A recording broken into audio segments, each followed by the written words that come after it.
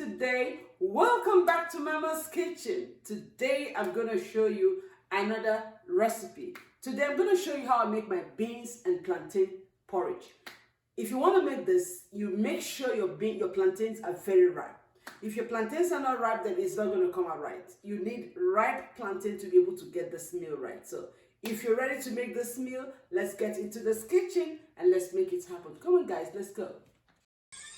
So guys, these are the ingredients that I'm going to be using in making this delicious meal.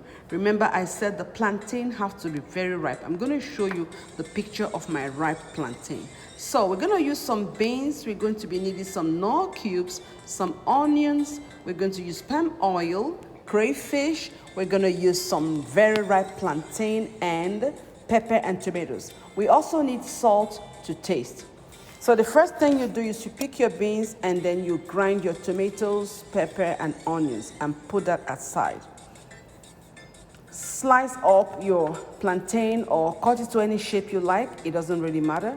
And then you put a pot on the stove, put water in it. Once the water is boiled, wash your beans and put inside the boiling water and let it cook for about 20 to 25 minutes or until the beans is very, very soft. Once the beans is soft, put it on the side and put your pot on the stove.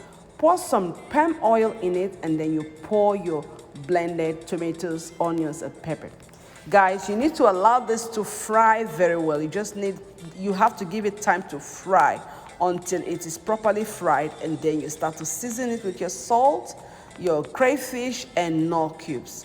Give it a very good turn, cover the pot, and let it cook for another 10 minutes, just for it to really, really fry, and then you put it aside.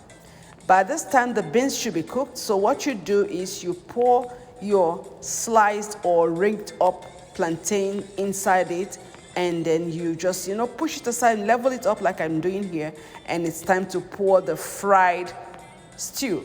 So pour in your fried stew, and you use your spoon to just pat the stew so that the stew can go to the bottom of the pot. You do this because you don't want the food to burn. And once you have successfully done that, you cover your pot and let it cook until the plantains are cooked. This may take like 5 to 7 minutes or less. It depends on your stove. Once that is done, you open your pot and then you use a stick and turn it.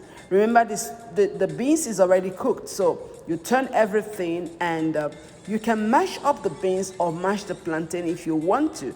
But my children love to eat the plantain, without being mashed. So I'm being careful here not to mash the plantain because the plantain is very soft because it's ripe. After that, you cover it again for a few minutes just to simmer up, and that's it. That's your plantain. You give it a good turn, serve yourself, and eat. Guys, this takes less than 1 hour to cook, I promise you. And it's very delicious, especially when you cook it with very ripe plantains.